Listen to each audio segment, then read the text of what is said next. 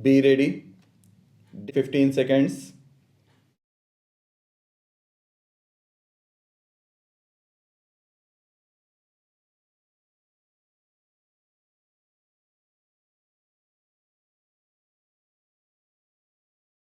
Honorable members, in order to enhance the profitability of agriculture, my government is also placing emphasis on creating modern agricultural infrastructure. The Agriculture Infrastructure Fund for rupees 1 lakh crore has also been started for this purpose. The Kisan Rail started throughout the country is helping chart a new course by increasing the access of Indian farmers to new markets. This rail is like a mobile cold storage. So far, over 100 Kisan rails have been started, which have enabled the farmers to transport over 38,000 tons of food grains and fruits and vegetables from one region to the other. In order to increase the income of farmers, my government has also focused on development of livestock as a source of income. As a result, the livestock of the country has been increasing at an annual rate of 8.2% over the last 5 years. The government has also set up the Animal Husbandry Infrastructure Development Fund for rupees 15,000 crore for creating basic infrastructure and encouraging investment in dairy sector. My government has also extended the facility of Kisan credit cards to animal husbandry and fishery sectors.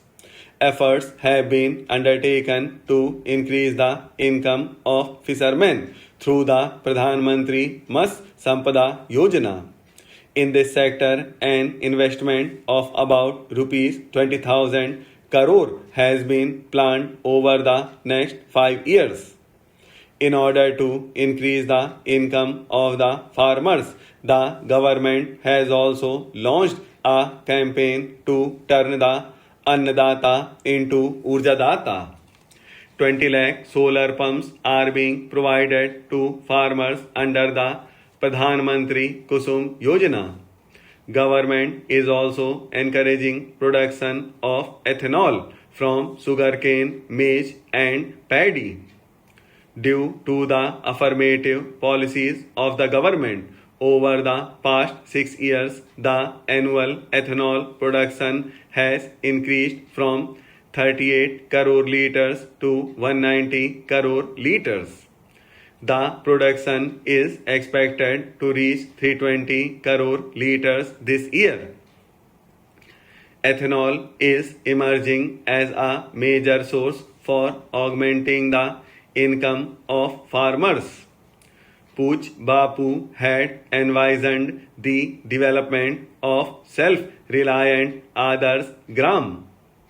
Carrying this idea forward, my government has been working relentlessly for multifaceted development of villages. Raising the standard of living of the villagers is a priority for my government. This is best exemplified by the 2 crore houses built since 2014 for the poor families living in villages in the country.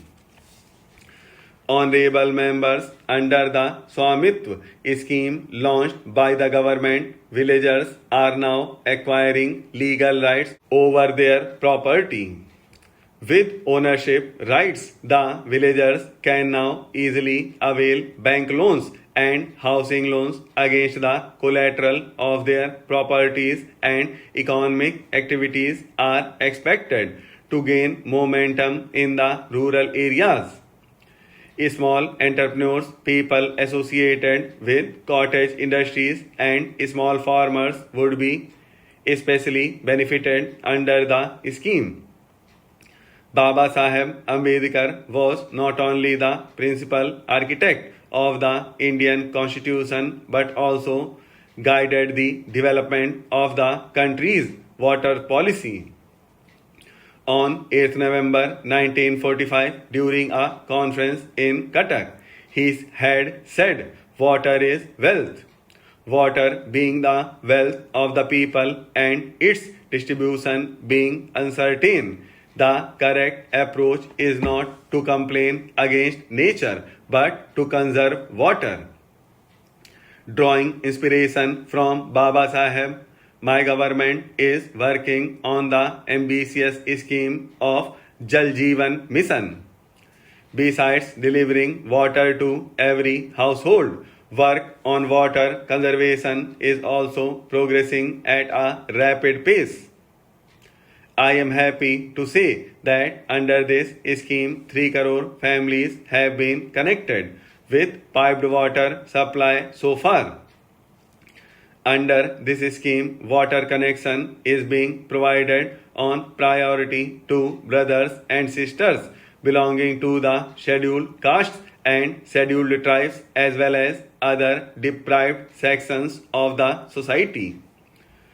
Keeping in mind the requirements of the 21st century and with a view to improving the connectivity of our villages, my government has made commendable progress in expanding the network of rural roads. Under the Pradhan Mantri Gram Sadak Yojana, construction of 6.42 lakh kilometer of road network has been completed in rural areas of the country. In the third phase of this scheme, 1.25 lakh kilometer roads connecting the settlements, schools, markets, and hospitals in rural areas will also be upgraded. Along with roads, internet connectivity is equally important in the rural areas. After ensuring electrification of every village, my government is implementing a mission to connect over 6 lakh villages of the country through optical fiber. Our small scale industries, cottage industries, and MSMEs spread across the villages and small towns are the backbone of our economy. These small scale industries have immense potential of making India self reliant. This sector accounts for about 50% of India's total exports. Several steps have been taken to enhance the role of MSMEs in the mission aimed at developing an Atmanirbhar Bharat. Development of small and cottage industries has received the requisite impetus through measures like modification in the definition of MSMEs, increase in the investment limit, or priority in government procurement. Sir, this entire discussion has been initiated by the Finance Minister. He feels somewhat optimistic about the economic situation. I confess that this is the one point on which I must disagree. The situation today is something that causes much concern. There is rising unemployment. The prices are also rising. Finance Minister feels that there is justification for viewing the situation, hopefully because he thinks that the infrastructure are performing very well. I do not understand on what basis he has come to this conclusion. He says that the power generation is more satisfactory than last year. But should he be satisfied with power generation of 51%? Should the efficiency not be very much greater? There is no reason why the power stations should not be operating more efficiently, and unless you insist upon it, you cannot obtain a requisite degree of improvement in efficiency. But in any case, to be complacent and say that the infrastructure is performing well is very strange.